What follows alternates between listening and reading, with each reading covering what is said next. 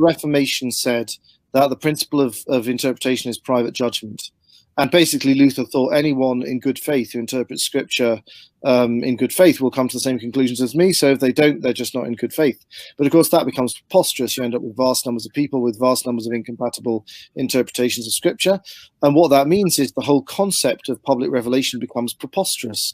I mean, how can God bring truths into the world which are absolutely necessary for salvation, and then fail to bring a mechanism into the church by which one can be morally certain of what those truths are?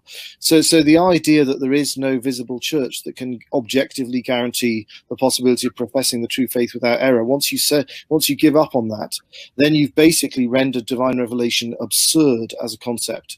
And therefore the Reformation flows seamlessly into the Enlightenment, which is the movement to eliminate divine revelation as the principle of public polity and public law.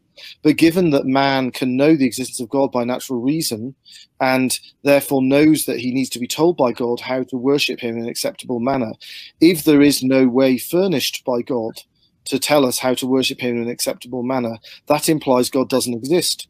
So the